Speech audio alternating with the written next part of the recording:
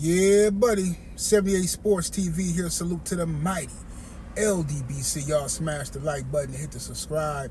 Turn on your notification bell so be notified when I drop a new video. And if you're digging the video, please share the video. Hype the video up, why don't you, man? You know what I mean? It's fight week, y'all. It's fight week. By the time y'all see this video, the day will be Monday. We got young Devin Haney versus Brian Norman, the champion at 147 pounds, holding one of those titles. Devin Haney seeking his third weight division, all right, championship, conquering another division. He got undisputed on his mind. The boy is out for greatness, you dig? So he comes up to 147 in phenomenal shape, absolute dog shape, and he wants all the smoke with Brian Norman Jr. Somebody trying to get some gas. I'm all in the gas station taking up people's space. But he wanted all the smoke with Brian Norman Jr. You know what I'm saying? And he called out Brian Norman, put his name on the list, and said, I'm going hunting. I'm going hunting at 147, and I want a championship. And you got people just, I don't know why Brian Norman Sr. want this narrative to, I think Brian Norman Sr., he wanted the narrative to be that nobody wants to fight his son. Because, you know, Boots ducked them. So he wanted the narrative to be that nobody wants to fight Brian Norman Jr. But when Devin said, I'll be your Huckleberry, Norman Sr. had to switch the narrative to, no, Devin is being forced. Turkey is forcing him. Because Devin deal, he can only get this, if like, just stupid stuff, bro. It don't even make logical sense. Turkey outshake himself out his own mouth. Regardless of what a hater say, Turkey outshake out his own mouth came on on Twitter, and he said that what he respects about Devin Haney is Devin Haney will fight anybody. Anybody. That's what he said. And in the beginning of this, the Normans was saying, shout out to Devin, you know what I'm saying, he wants to fight, blah, blah, blah. And then all of a sudden the narrative shift to Devin don't really want to fight, he being forced to take it. And then the boxing media and all these weirdos on the internet just ran with this fake narrative. You know what I'm saying? I'm like, bro, well, y'all just stop, bro. Can we just have one fight where it's may the best man win? Y'all always need some fake narrative to discredit somebody, bro. And I seen this movie before.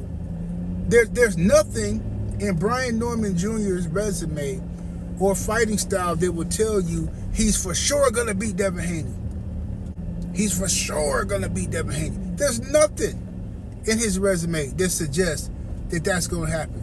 But I say in boxing, anything can happen. One punch can change a fight, and we know Brian Norman Jr. is powerful, but there's nothing on his resume. There is no opponent that says, "Oh yeah, if I look at how he fought that dude, and I think he gonna get Devin." It's not. It's a lot of hoping and wishing and praying for the downfall of Devin Haney for no reason. Because if we stop getting fighters like Devin Haney, I'm telling you right now, boxing finna listen, bro. Devin Haney, Deontay Wilder, Terrence Crawford are the last people we got in boxing that's keeping boxing from turning into the complete WWE. If it ain't for when them guys decide that they done with boxing, bro, it's over. Cause I don't see nobody. I mean, we got young Abdullah Mason. I got high hopes for him, but man, I don't know how these dudes going. You know what I'm saying? Floyd Schofield. You just never know what's gonna happen in the future with these youngsters. Is they gonna keep that dog in them? They gonna keep wanting everybody? What's gonna happen? You don't know. Keyshawn Davis was on fire at one point, and then he decided he wanted to be, you know what I'm saying, a gangster or whatever. So we don't know what's happening. But regardless of the fact, Devin Haney is in dog shape. You know what I'm saying? He done went through a crazy condition to keep. You know what I mean? And the boy's ready. Young Devin's ready. Brian Norman Jr., I'm sure he's ready as well. So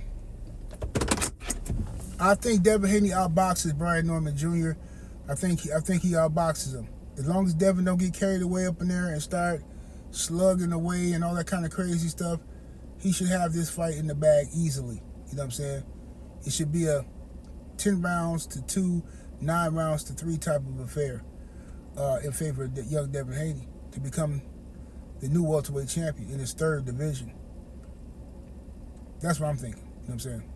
Another thing that I've been seeing that's kind of disturbing to me, real disturbing actually, is these snack reference. I don't like the Normans playing with this snack reference. Tim Bradley, I seen Timothy Bradley say something slick about snack, bro, and I'm telling you right now, that is some of the most raccoonish behavior I ever heard in my life, bro. And I did a video about it. I'm getting sick of these black dudes coming out here in the media playing this game with snack when it relates to Devin Haney and Terrence Crawford, but then totally ignoring the fact that Virgil Ortiz just stopped somebody in the first round, and Virgil Ortiz and his whole team is rocking snack gear. Bam Bam Rodriguez is rocking snack gear. All these Mexican fighters on snack, and not one person, not a soul, no YouTube hater, none of these podcasters, nobody is saying nothing about the Latino fighters that own snack. Nobody's suggesting that they own nothing. Even when Eddie Reynoso whole gym tests positive, they not with snack, but they test positive for all these different substances, banned substances. You can't get these YouTube channels to talk about it, but they will make up and suggest that these black fighters like Devin Haney and Terrence Crawford somehow on some shenanigans, bro. I don't respect it, and I ain't gonna forgive nobody for it either, because I know the racist game y'all playing. And a lot of you black guys that's running this hustle, understand, I know you think these people like you, and you taking advantage of a moment, but when the moment is over, y'all gonna have to deal with the backlash. See what I'm saying? So to the Normans, don't let the Devin Haney haters seduce you into thinking that you're cool or you're a part of some little club, because when the fight's over, everything that you're saying, they're gonna put on your son now. They're gonna put on Brian Norman Jr. in the future. This is how it works. You ain't gotta listen to me. I just been around for a long time on these YouTube streets, and I seen how it all play out. I seen a lot of people come and go.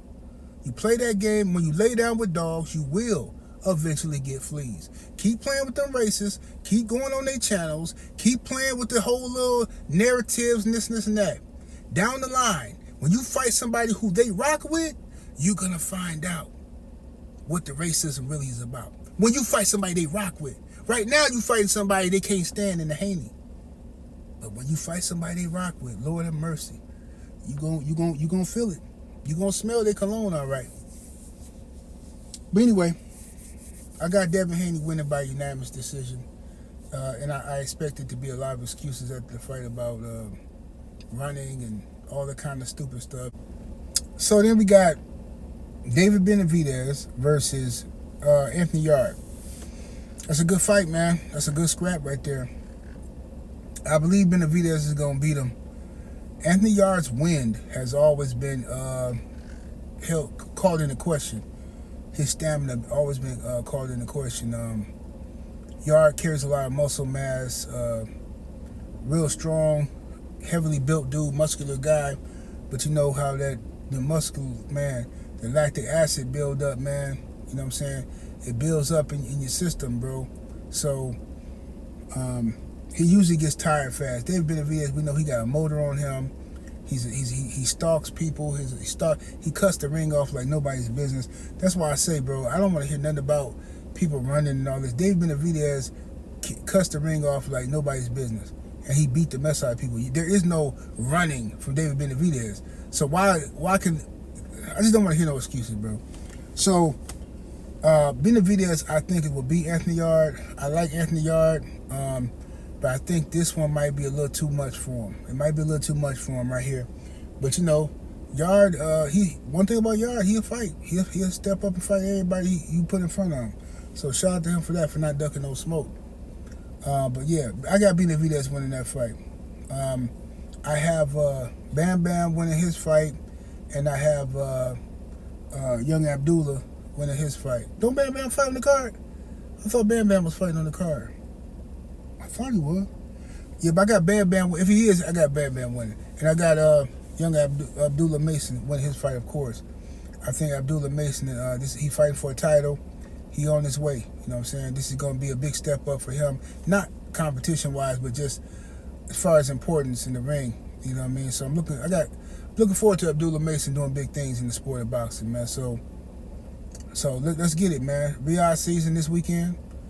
Great night of boxing, man. Let's do it, y'all. 78 Sports TV, salute to the mighty LDBC. Smash that like button, subscribe to the channel. Turn on all your notification bells so you'll be notified when I drop a new one. And we're up out of here.